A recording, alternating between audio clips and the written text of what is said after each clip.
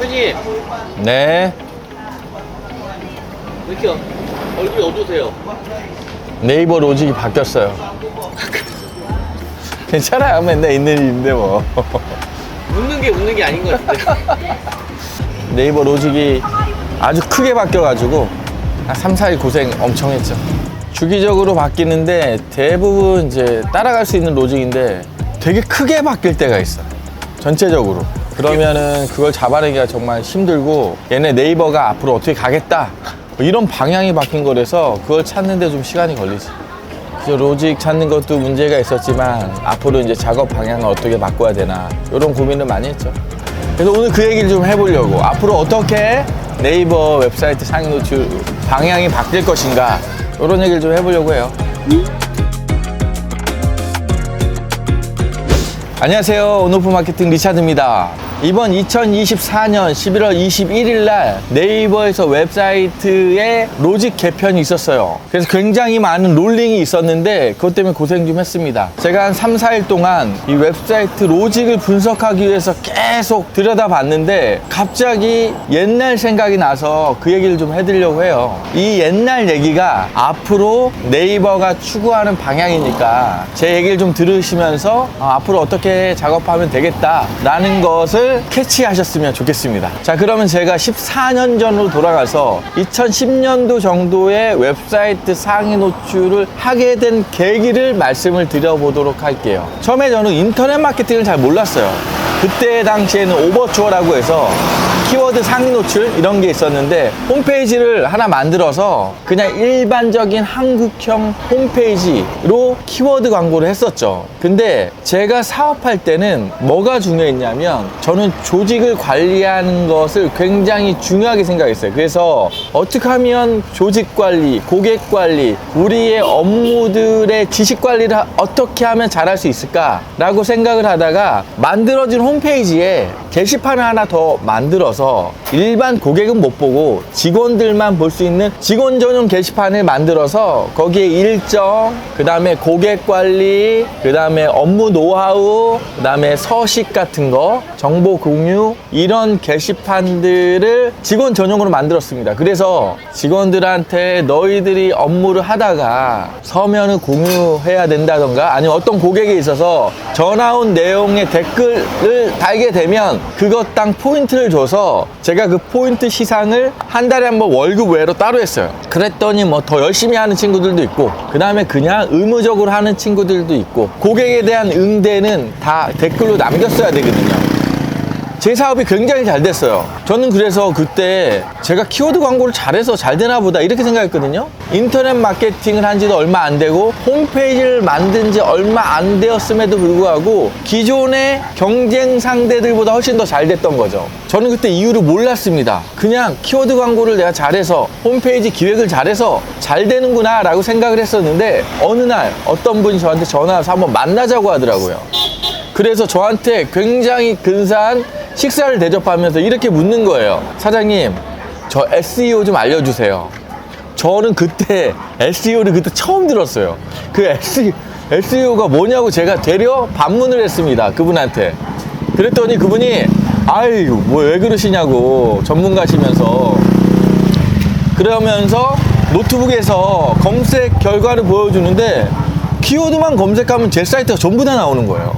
수천 개의 글이 전부 다 제 사이트의 글들로 도배가 되어 있었습니다. 저는 의도한 게 아니었거든요. 그래서 보니까 저희 업종에서 저희 홈페이지에 가장 많은 글과 지식들이 달렸던 거예요. 트래픽도 많았죠. 왜냐면 직원들이 계속 업무를 하기 위해서 로그인을 하고 방문하고 댓글 남기고 하니까 트래픽도 많고 정보도 많이 쌓였던 겁니다. 그랬기 때문에 네이버에서 어떤 키워드를 검색했을 때 다 제 사이트가 떴던 거예요. 제가 처음 경험했던 SEO였어요.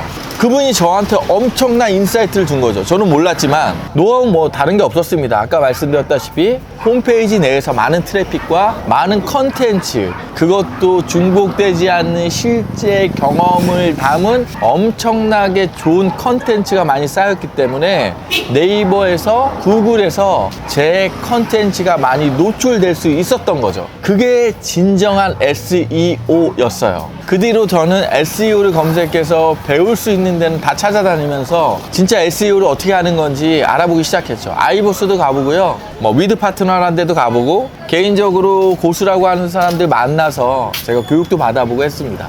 그때 들었던 생각이 이 방법을 내 업종뿐만 아니라 다른 업종에서도 이와 같이 한다고 하면 내가 전 업종에 걸쳐서 많은 마케팅 효과를 극대화할 수 있었구나 라는 생각을 했었어요. 그렇게 시간이 지나고 2016년 4월에 네이버가 지금의 웹마스터 도구를 발표하면서 네이버도 앞으로 구글처럼 가겠구나 라는 생각을 했습니다. 그래서 꾸준하게 SEO가 어떤 식으로 변하는지 보다가 2019년도 1월 달부터 실제로 네이버가 구글처럼 했는데요. 제가 지금까지 했던 방식은 한 도메인에 한 키워드를 만들어서 상위 노출을 했던 방법이에요. 어떤 기교, 어떤 트릭을 사용해서 단기간에 상위 노출을 시킬 수 있었는데 그게 잘 통했거든요. 요번에 개편된 걸 보니까 앞으로는 이렇게 올리기는 쉽지 않을 것 같다 라는 생각을 했습니다. 제가 항상 생각하지만 제대로 만든 웹사이트에서 컨텐츠가 많이 올라오고 오래된 신뢰할 만한 사이트에 정보들이 어떤 키워드를 검색했을 때 상위 노출되는 게 그게 구글 로직이고 그게 맞는 거죠. 지금 여러분들 검색해보면 알겠지만 되게 오래되고 신뢰할 만한 사이트에서 나온 컨텐츠가 상위 노출이 됩니다. 거기에 트래픽이나 백링크까지 있다고 하면 그 상위 노출된 사이트는 절대 떨어지지 않을 겁니다. 난공불락의 요새가 될 거예요. 전에는 급하게 올린 사이트들은 어떤 저품질이 되거나 시간이 지나면 뒤로 밀리거나 아니면 안드로메다로 가는 그런 경향도 있었거든요. 앞으로는 그러지 않을 것 같아요. 그래서 이제부터 웹사이트 상위 노출의 전략은 제가 2010년도에 경험했던 그와 같은 방법으로 가게 된다 라는 말씀을 드리고 싶어요. 여러분들의 홈페이지가 있나요? 그러면 그거를 좀 더 고도화하시기 바랍니다. 없으신가요? 그럼 이제 원페이지 형태가 아니라 내 업종에 관해서 내 서비스에 관해서 진정한 정보를 담고 있는 홈페이지를 구축하셔서 그 사이트에 공을 들이시는 거예요. 그러면 거기 있는 키워드들이 전부 상위 노출될 수 있는 기회를 얻게 되실 겁니다. 거기에 좀 부족하다 싶으면 트래픽과 백링크를 같이 이용하신다고 하면 반드시 상위 노출이 되실 거라고 확신합니다. 온오프 마케팅에서는 SEO에 가장 최적화한 CMS 빌더로 워드프레스를 선택해서 진행을 했었는데 네이버를 공략하시는 분들이라고 하면 이제 그노브드를 사용하시기를 추천드립니다. 그노브드야말로 한국형 게시판, 그 다음에 한국형 컨텐츠를 사용할 수 있는 가장 좋은 CMS 툴이기도 합니다. 워드프레스는 랜딩 페이지의 역할로 사람을 끌어모으는 그런 미끼 웹사이트로 보시면 되고요. 진짜로 운영하는 머니 사이트 그누보드로 만드셔서 진행을 하시게 된다고 하면 굉장히 큰 효과를 보실 수 있을 거예요. 제가 지금까지 워드프레스에 대한 내용을 많이 다뤘는데 앞으로는 그누보드를 어떻게 만들어서 어떤 식으로 세팅하는지에 대한 내용을 자주 다뤄보도록 하겠습니다. 오늘 좀 텐션이 떨어졌어요. 제가 네이버 로직하는 바람에 너무 힘들어가지고 밤낮을 가리지 않고 그것만 보느라 눈도 아프고 스트레스가 너무 심해서 텐션이 좀 떨어지긴 했지만 그래도 바뀌면 바뀐 대로 밀고 나가면 됩니다. 방법이 없어지진 않았어요. 방법이 바뀌었을 뿐이죠. 그 방법을 찾아야 되는데 확실하게 파악을 했으니까 제가 알려드린 대로 진행하신다고 하면 네이버, 구글 웹사이트 상위 노출 충분히 가능합니다. 진정한 의미의 SEO 공략이 가능해졌습니다. 그 내용이 궁금하시다고 하면 아시죠? 구독과 좋아요 감사합니다. 안녕.